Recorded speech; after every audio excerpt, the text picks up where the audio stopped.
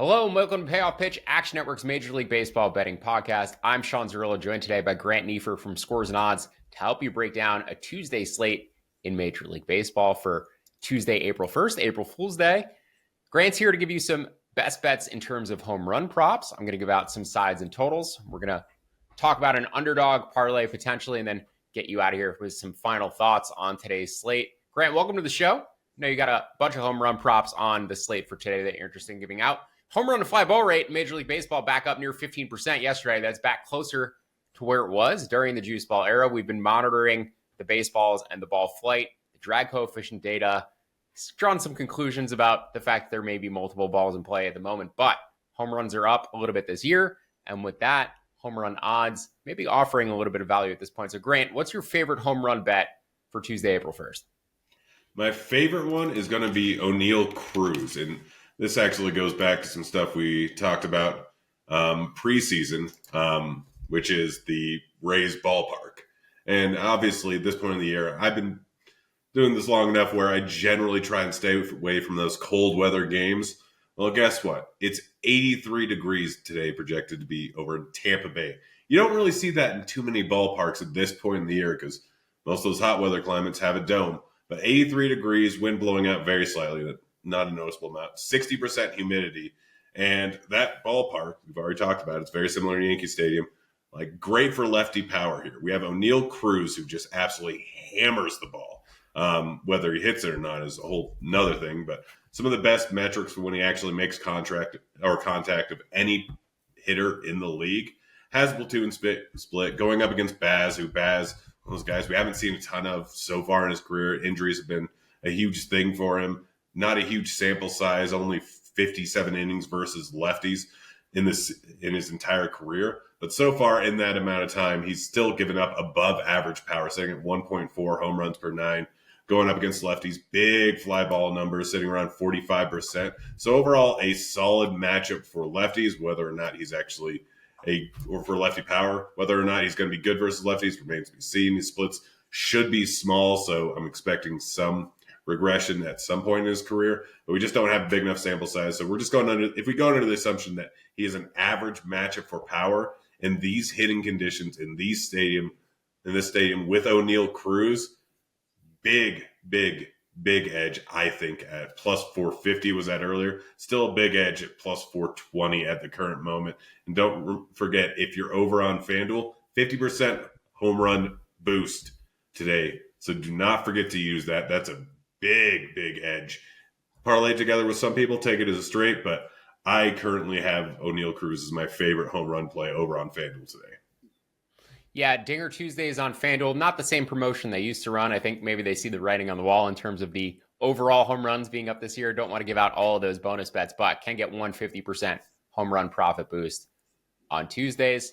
My best bet is going to be in the Angels and Cardinals game. My best bet last night might have been the Brewers money line or the Cardinals money line. As I mentioned yesterday, you will never get favorites at the same price I got them overnight. If it's a favorite I'm betting in the Action Network app, it's going to move in that direction 99.9% of the time. Cardinals out of range, Nationals out of range. If you can get the Cardinals at minus 140 or better, I'm happy to bet it. But do you like the under 8.5 in this game, which is a little scary considering the large part of my bet on the Cardinals is against Kyle Hendricks, who's been a replacement level pitcher for each of the past 3 seasons, 3 of the past 4 years. He still induces weak contact, and I think that's very important considering the wind and weather in this game. But he doesn't have the strikeouts anymore in the profile to be able to get out of jams. But in terms of the weather, 15-mile-an-hour winds blowing in from right field, about 59 degrees at first pitch tonight in St. Louis. Matthew Liberatore going for the Cardinals. He's intriguing. He's got a couple of good breaking balls. I don't really love the fastballs. He also has severe issues against right-handed hitters, and the Angels throw out a mostly right-handed lineup. So not a great matchup for Liberatore necessarily, but I do love the Cardinals bullpen compared to the Angels bullpen. I much prefer the Cardinals lineup both offensively and defensively. But preferred bet here is the under at current numbers, under 8 down to even money. Mentioned the weather, forgot to mention umpire Doug Eddings, who's one of the best under umpires in baseball in terms of my overall adjustment, the way I adjust things behind the scenes, but also per Action Labs, Eddings' career 54.3% to the under, 4% ROI. So generally outperform the market, but also rates as a very strong pitcher's umpire in my projections. So Cardinals, again, up to minus 140, under down to 8 at even money, or 8.5 at minus 118. Grant, let's move on to our top underdogs for today. You're giving out one that I almost bet last night. I'm actually really interested to talk about and give more information about this Braves-Dodgers game. For Tuesday night, the Braves have one hit with runners in scoring position this year, one in 5 games. They have more PED suspensions in Jurickson Profar than they have wins this season. So things are going very poorly for the Braves, but seeing Chris Sale at a juicy plus number on Tuesday going against Dustin May, you're interested in jumping in on the Braves at plus 120. Tell me why. I mean, at some point, the Dodgers have to lose a game. And at some point, the Braves have to win a game. Why not today? I mean, they got Chris Sale on the mound. Chris Sale looked pretty good in his first outing.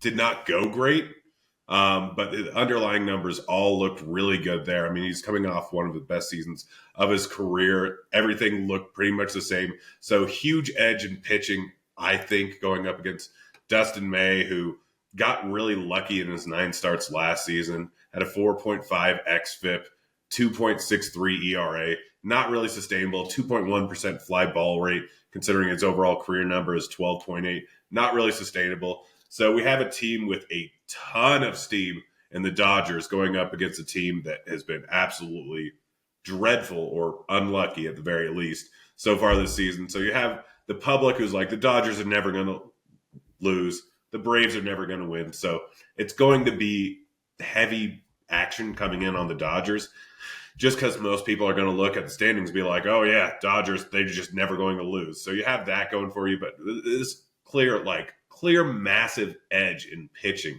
for the Braves here today. And I get that their bats haven't come around. I get they're not hitting in with runners in scoring position, not really a metric that I really care about too much. But we look at Dodgers, 2 of their best hitters, Muncy and Ohtani, largely going to be neutralized by Sale, lefty-lefty matchup there. And this should be a pick 'em at worst. I give the slight edge to the Braves, so I think it's just the fact that, like, Dodgers have yet to lose, Braves have yet to win. Might as well bet the Dodgers, right? When everything kind of points towards the Braves being probably the better side here. So getting plus 120 odds seems kind of silly to me. And I think we're going to see it start to move towards the Braves as more action starts coming in throughout the day. To your point about it being closer to pick 'em, it opened Braves plus 104, Dodgers minus 122. I think that opener is fairly accurate. I make this plus 120. When I jumped to this game last night after the Dodgers-Braves game is wrapping up, the Braves were sitting around plus 125. I was happy to pass.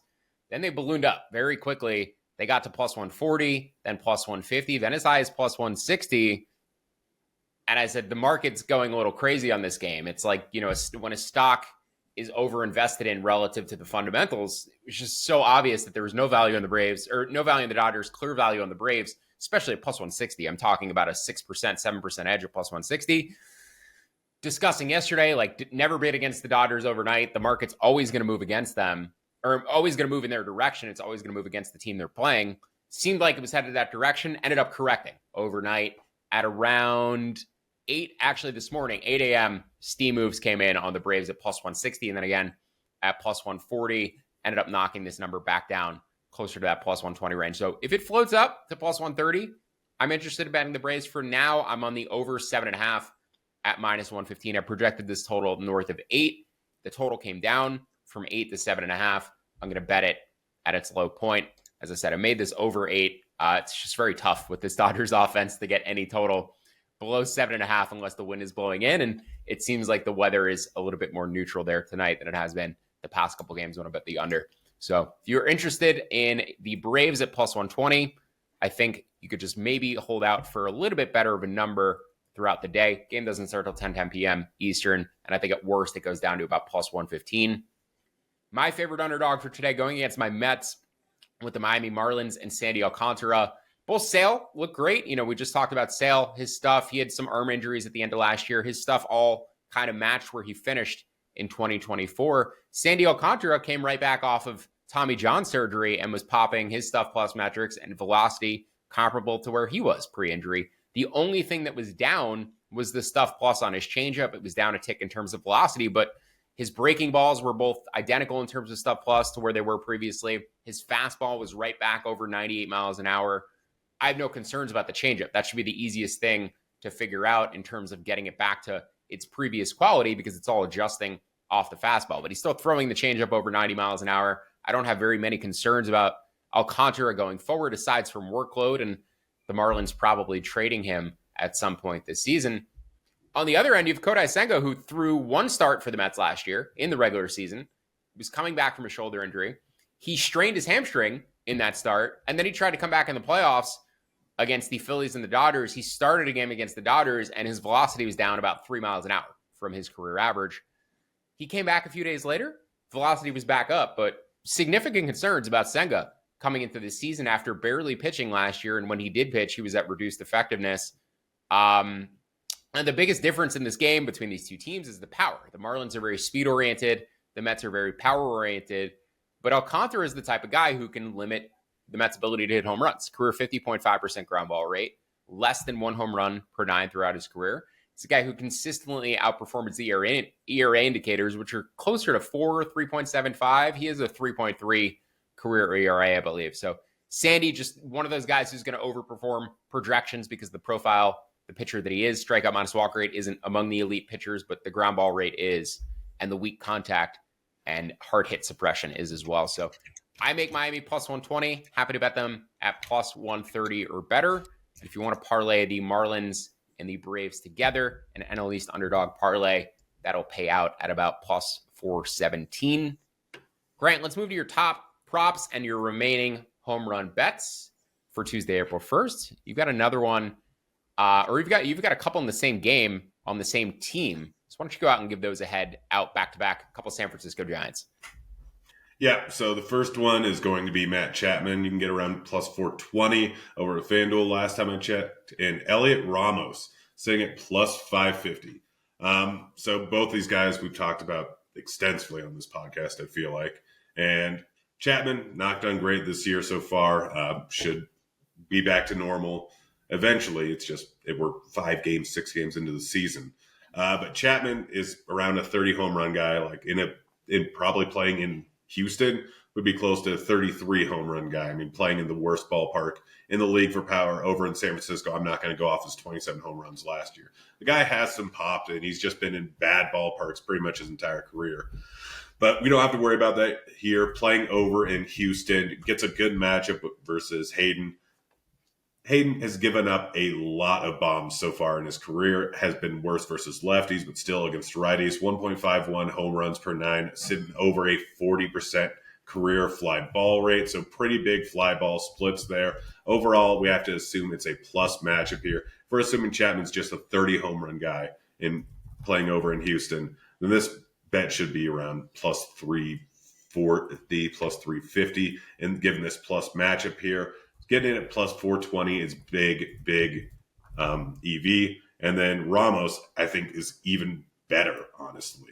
I would have given him out first, but we need to get that FanDuel boost out of the way. Ramos has a ton of pop. Like, he is an absolute beast. Hits the ball so hard. All Statcast data looks great. And same matchup versus Hayden Wesneski. Guy gives up a lot of fly balls, doesn't give a ton of hard contact going up against righties over the course of his career. That's why he doesn't have way higher home run numbers versus righties compared to lefties, where he gets a little bit more hard contact, a little bit less fly balls. But overall, he's a very plus matchup for home runs here. And so we're getting Ramos outside of his normal ballpark. Don't have to deal with weather at this point in the season because of the dome. So everything's kind of pointing in that direction. We're getting plus 550 odds when this guy, if he was playing in Cincy or even just a neutral ballpark over the course of the season, he'd be a 30-plus home run hitter easily and still might be over in San Francisco. So getting plus 550 odds and a plus matchup here just seems silly to me. Statcast says that Ramos would have cleared 30 playing all of his games in Houston last season. Chapman, a little bit of a different batted ball distribution. He's not a guy who's as likely to pull them into the Crawford boxes and take advantage of it. I think Ramos is with the power. So Ramos, of those two guys, I think I'd prefer Ramos, especially at longer odds. He's just a podcast favorite at this point. Popped off on opening day. I co-signed on that was the one home run bet I co-signed on opening day. Of course, I didn't fire it in the Action Network app, but was Happy to see him hit it. I put him in the FanDuel like shared pool that you had to pick a guy to hit a home run. So that was enjoyable. Hopefully, Heliot Ramos can keep it going. One of the most underrated power hitters in the sport. We'd like to see him in a home run derby at some point this season too. I think that'd be fun. Again, Heliot Ramos, the only guy to hit a ball to the opposite field into the water in San Francisco. Just absolutely ridiculous power. Want to talk about two more games for me. One game in particular that you have another home run prop on, and that's the Nationals and the Blue Jays. And I like the over in this matchup. So would probably show value on your home run prop if I projected it out. I really do not like these bullpens. These are two bottom 10, bottom 8 bullpens for me. Washington ranks 29th, Toronto 22nd. These were both bottom 10 bullpens last season. The Jays made slightly more upgrades, to their bullpen over the offseason. The Nationals traded away basically everybody of value except Kyle Finnegan at the trade deadline last year. I don't like either starting pitcher either. Trevor Williams was a major regression candidate throughout the entire year last year. His StatCast metrics were pretty good, but he was a luck, just absolute merchant across home run to fly ball rate, batting average on balls in play, left on base percentage. We'll get to another pitcher in a second who I could say all the same things about, but basically Williams pitched to a sub-4 ERA last year. Everybody expects him to come back closer to 5 this season, between 4.5 and 4.7. And that's roughly where Jose Barrios projects going forward, 4.3 to 4.6. Projection systems hate Barrios. He's still in the midst of a 7-year, $100+ million contract, which is aging incredibly poorly. 4.7 expected ERA last year, got shelled on opening day. Do not like the pitching anywhere in this matchup. Over 8.5. Also the first 5 over 4.5. A little bit concerned because the market has kind of stayed where I bet it and hasn't floated up at all, despite seemingly being money all to the over. But yeah, Nats first 5 and full game over. And then Grant, you're getting about Vladimir Guerrero Jr. to pop a home run in this game at plus 550. Anybody else you like in this game, and why Vlad? Vlad, it's a numbers play. Like Santander, probably a guy I would go with, but I think his odds are sitting around plus 400. Vlad, not quite as good of a home run hitter, but not far away. And Williams, you talk about last season. Yeah, he gave up 3 home runs in 66 innings. He had a 2.5, I think, percent home run, or 4.2% rather, home run to fly ball number. That's not going to be consistent. That's not going to continue. Overall career 12.8. We look at the 2023 data, not expecting this to continue from 2023, but 17% home run to fly ball rate. Absolutely got crushed that year by righties. Absolutely just beyond belief. Crushed 19 home runs in 66 innings, 2.57 home runs per 9. And I mean, the guy is still a fly ball pitcher, like 40% fly ball pitcher each of the last 2 years to righties. Gives up a decent amount of hard contact. He grades out overall as a plus matchup for home runs versus righties, and potentially a huge plus matchup for righty power here. Again, Dome, don't have to worry about weather at this point in the season. You talk about the bullpen. Bullpen behind him, not great. So everything points towards a home run here for Vlad. And somehow, for some reason, DK has a line sitting up there of plus 550. And I do not understand it. There is not that much of a gap in power between Vlad and then Santander is sitting at, I think, the plus 340, it looks like. We look at even guys like Springer is only at plus 650, plus 700, not that far behind him. Vlad is clearly undervalued at this point in the season. This happened last year, and obviously I think I lost a bunch of money because I think he hit a home run near the beginning of the season, then did not do much for a while. So I don't know if they're just assuming like, yeah, Vlad starts off the season terrible, which may happen again. It can always happen. But I don't care. I'm playing the long game.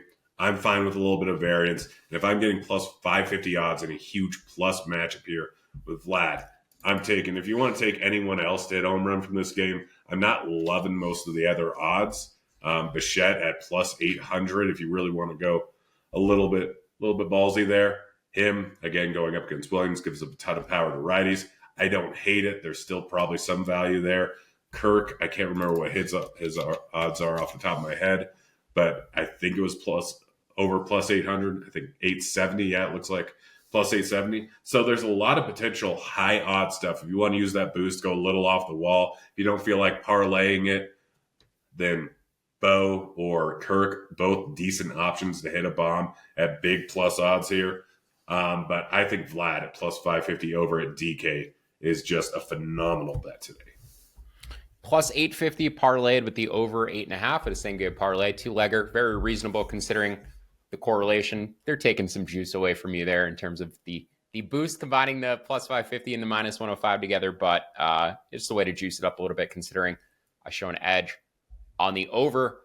One more game I don't want to talk about in full, though this, as I said at the top, mostly moved out of range last night. I bet the Brewers at minus 110. They're currently minus 120. I projected it at minus 130. I would not go past minus 121, but I am comfortable taking the Brewers up to that price. Like the Braves, the Brewers have vastly underachieved to start the season. Probably the most disappointing start, even more so than the 0-5 Braves, just because they've gotten shellacked in basically every single game. Their pitchers can't throw balls over the plate faster than 90 miles an hour, and they're getting turned around on by opposing offenses. They're going to throw out Chad Patrick today. Patrick was the International League, AAA International League leader in wins, strikeouts, and ERA. He was the Triple Crown leader. Projection systems took his expected FIP from last year in AAA, which is around 4.4, and have converted that to an expectation between 4.2 and 4.5 in terms of an MLB FIP this season. Michael Lorenzen, who's a longtime MLB veteran, had a 3.3 ERA last year. Projection systems for 2025 make him worse than Chad Patrick, 4.6 to 4.7. So even though the Brewers are bringing this unknown guy up from AAA, Michael Lorenzen, long MLB track record, I rate Chad Patrick as the better pitcher. Now consider both these teams had the same win total coming into the year. Give the Brewers starting pitching advantage, give them the better bullpen, and they're at home. They should be minus 120 to minus 130 just off of that information alone, just off of the publicly available projections alone. Now, Lorenzen, like I said, with Trevor Williams, just a complete luck merchant last season. 3.3 ERA, but a 4.95 expected FIP, a 5.10 pitching bot ERA. His projected FIP range, as I said, for this season in the high fours. The difference between Williams and Lorenzen, Williams has StatCast metrics, expected ERA, saying that he actually deserved some of what he did last season. Nothing says that Lorenzen deserved anything near a 3.3 ERA last year. He was one of the biggest overachievers in the sport in terms of pitching metrics. So I like the Brewers here, as I said, up to minus 120. I think we're getting a price correction or adjustment just based off of their first 4 games and their poor start. But they did their best to rest their bullpen yesterday, coming off of that miserable series in the Bronx. Hopefully their high leverage relievers should actually be able to lock things down with a lead today. A couple other things I'm keeping an eye on. The Guardians, I want plus 150. Same with the White Sox. I want plus 150 on either AL Central dog. Projected them at plus 132 and plus 138 respectively. You can get plus 145 on the Guardians right now. That's fine. Just want to wait for it to cross plus 150 if possible. And then the White Sox came down from about plus 152-ish last night to plus 145. It's starting to move back up towards plus 150. So I'll wait for that number and then plus 130 or better on the Braves. Grant, any other final thoughts before we get out of here for Tuesday? Now just you're betting dingers at this point in this season. Again, we stressed this a lot, and I'm still keeping an eye on it. Pay attention to domes and pay attention to the weather over in Tampa Bay and Sacramento. I mean, we've had 2 games over in Sacramento, and neither one have been hot. Yes, the wind was blowing out the other night, and we saw the ball fly. The Cubs, I think, had 3 home runs in the first 4 innings. But it's going to be a good ballpark for hitting. It's going to be a great ballpark for hitting once it gets warmer. I mean, 55 degrees is about half of what it will be by the time July comes around. So be cognizant of if you want to bet home runs, be cognizant of where the weather ends up at any given day, because the first 80, 90 degree day over there is probably going to have some pretty decent value on not only home runs, but most likely the over.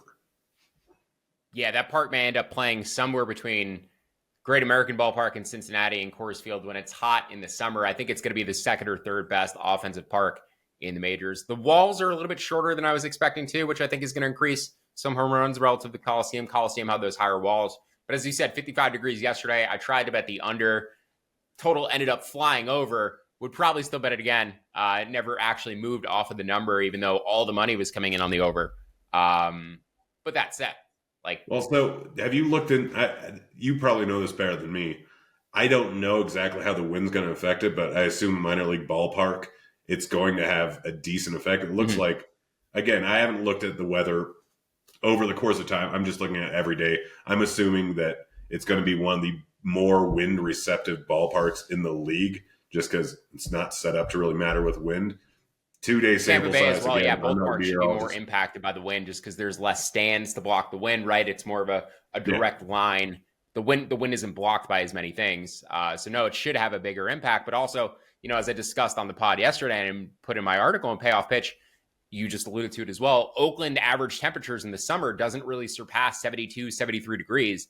In Sacramento in the summer, the average highs are going to be 92, 95, like per month in July and August. So it's going to be a 20 to 25 degree difference on an average day in terms of bumping up that run scoring environment. I mean, that's a huge adjustment. You're talking like a 15% adjustment or higher than that, which again is going to get it with the wind. It's going to make it one of the best offensive parks in baseball. So yeah, I think the A's are going to score a ton of runs. I think Brent Rooker, as we discussed, going to hit a ton of home runs. Jacob Wilson pulled the ball down the line yesterday. I think he's a great bet for AL Rookie of the Year.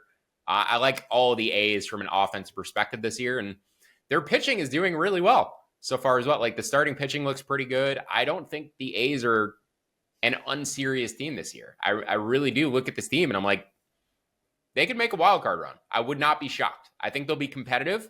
I think they'll be much more competitive than were in recent years. You kind of getting that read too, like the way they played against your Mariners, they seemed like a realistic team, like a 500 plus team. Yeah, no, I mean, we've seen this before in the past. Obviously, they had to tank in order to try and get into Vegas. They're already out of Oakland. They're already in Sacramento. Deal's pretty much done in Vegas. So, like, they have done so much with so little money. They kind of set up for a full-on collapse that will, like, they did a full-on rebuild when they were near a playoff caliber team. Mm-hmm. So this rebuild is starting to happen right now. They want to get some steam going into Vegas. So they are actually a serious team. Now, the real problem is that the entire AL wildcard race is going to be wild between the AL West and then Baltimore, Toronto, that entire division too. So that's the real reason why they might not make a wildcard race. If they were in the Central, I'd say potentially they could make a wildcard or a divisional race towards the end. But it's just the overall AL wildcard is so tough. But they're a long shot for it, and I think that they could still make a push.